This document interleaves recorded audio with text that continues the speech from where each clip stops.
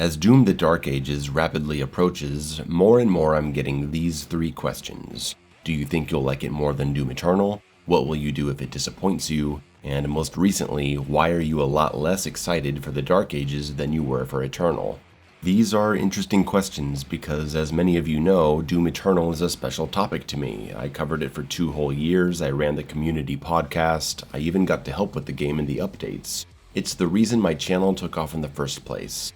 Now, what I've done with my channel in the time since can rightly be scrutinized, but Doom is something people still like hearing about from me, and now that we have this new game, these questions are worth answering.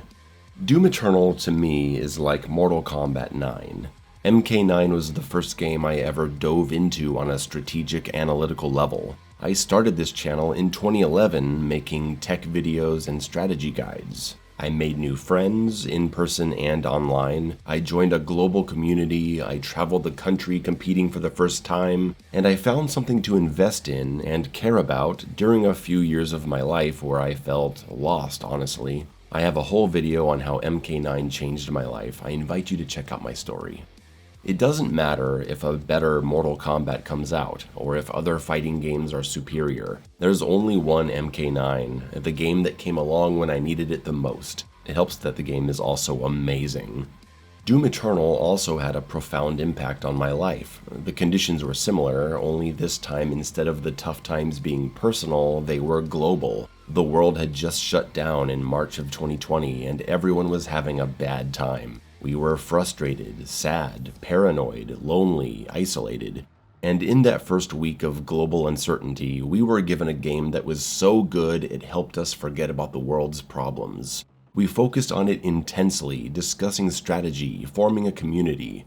I was largely unknown at the time, and I'd just lost my employment. I didn't know what I was gonna do. Then all of a sudden, a Doom Eternal video of mine blew up, and everyone knew who I was within a week. I took the opportunity to create the podcast, and my YouTube channel gave me a source of income to help me get through the shutdown until I was able to get back to other work and diversify again.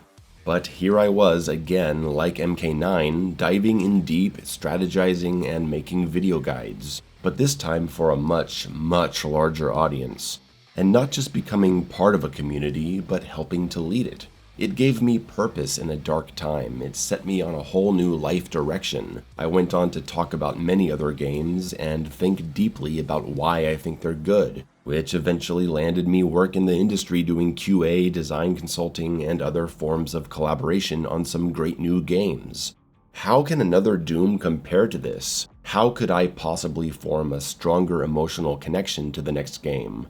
I can't, and that's okay. Some games and movies and books are just special. They touch us at special times.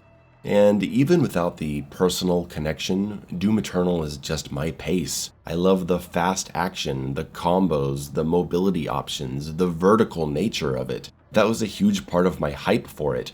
I love all those shooters that share similar feels like Turbo Overkill, Shadow Warrior 3, Ultra Deadlink. It's just what I like most in my shooters. It's not the only thing I like, but it's what really gets my blood pumping.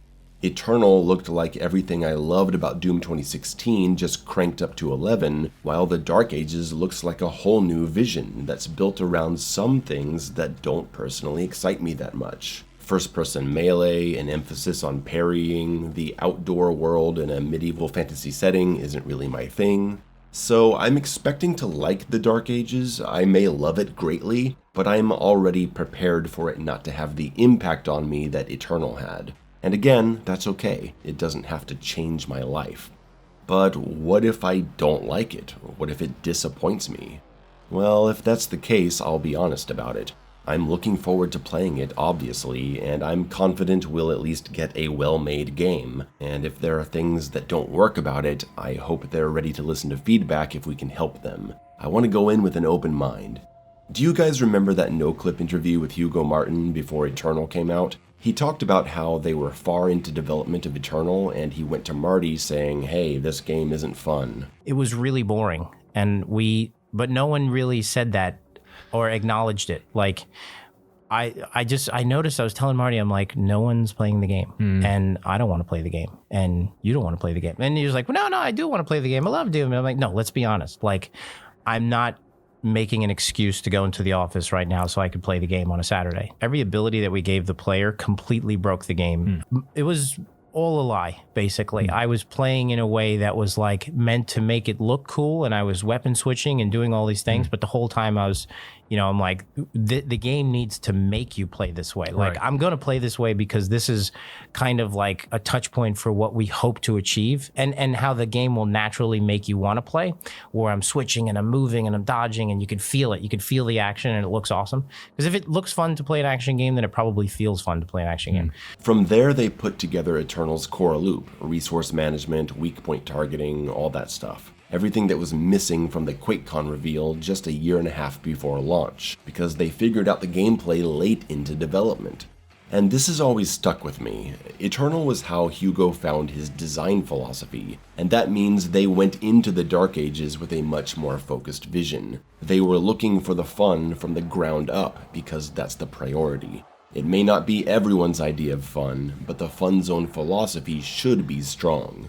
I wish I had that feeling of, I can't wait to play the Dark Ages, give it to me now. I just don't. I'm not jumping up and down screaming over the reveal of the Archvile. I'm not annoying all my friends about how cool it is to see the return of the classic plasma rifle. My hype was uncontrollable back then. Instead, now I'm largely filled with immense curiosity. It looks like such a different experience this time around, and I don't know how to feel about it yet. I suspect that if I do end up loving it, it'll be after it's had a while to grow on me. I can't promise 2 years of videos on it, even if they are profitable, because I'm only going to talk about it as long as I'm personally interested in it. It's entirely possible that I do a handful of videos and move on, leaving the constant coverage to some of the young blood that steps up to take the reins. We'll see how it goes. I hope this has answered your questions, and I'll see you in the next video.